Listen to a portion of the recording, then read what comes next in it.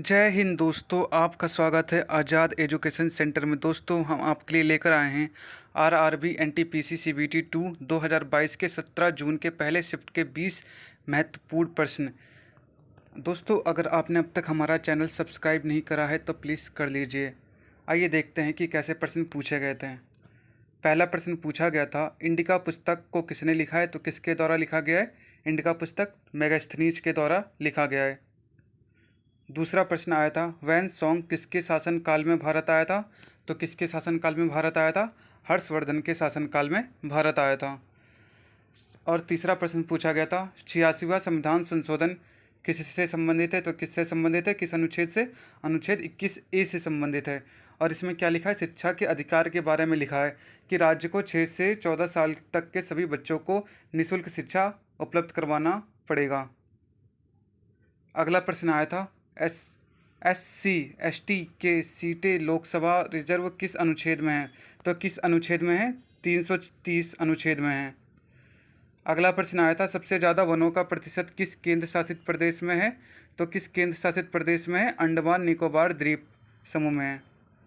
और बल्ब का तंतु को क्या कहते हैं? जो बल्ब का तंतु होता है उसे क्या कहते हैं? हम उसे फिलामेंट कहते हैं। और वो किस चीज़ का बना होता है? वो टंगस्टन का बना होता है। अगला प्रश्न आया था, अंडमान निकोबार द्वीप समूह का लिंगानुपात कितना है? तो वहाँ पर लिंगानुपात कितना है? 876 लिंगानुपात है। और अगला प्रश्न आया था, विश्व चावल अनुसंधान केंद्र कहाँ पर है? तो कहाँ पर है विश्व चावल अनुसंधान केंद्र? या फिलीपींस में। अगर आपसे पूछा जाए कि भारत में कहाँ पर है, तो भारत में उड़ीसा कटक में है। और अगला प्रश्न आया था, बॉक्साइट का सर्वाधिक उत्पादक राज्य कौन सा है? तो बॉक्साइट का सर्वाधिक उत्पादक राज्य कौन सा है? उड़ीसा है। और इसके बाद अगला प्रश्न आया था, a nation in the making पुस्तक किसने लिखा है? तो किसने लिखा है? सुरेंद्रनाथ बनर्जी ने लिखा है। इसके बाद अगला प्रश्न आया था, पानीपत के द्वितीय लड़ाई में हेमू को किसने पराजित किया था? तो हेमू को अकबर ने पराजित किया था। और कब पराजित किया था? 1556 में पराजित किया था। और अगला प्रश्न आया था, क्रोमोसोम्स में कितने पेयर होते हैं? कितने पेयर होते हैं? 23 पेयर होते हैं। और अगला प्रश्न आया था, गुरु शिखर किस पर्वत का सर्वोच्च चोटी है? तो किस पर्वत की सर्वोच्च चोटी है? अरावली पर्वतमाला की सर्वोच्च चोटी है। कि उसका नाम क्या है? गुरु शिखर है।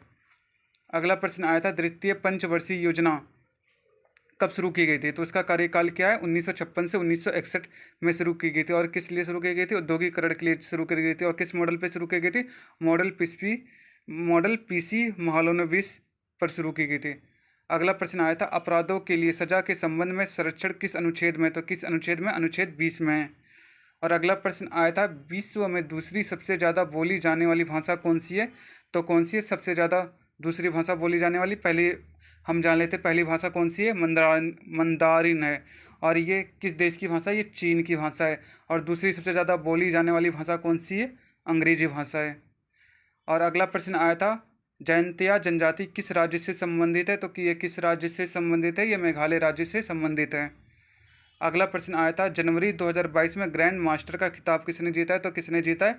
भरत सुब्रमण्यम ने जीता है। किसने जीता है? भरत सुब्रमण्यम ने जीता है। और ये इनका 73वां ग्रैंड मास्टर बने हैं भारत के।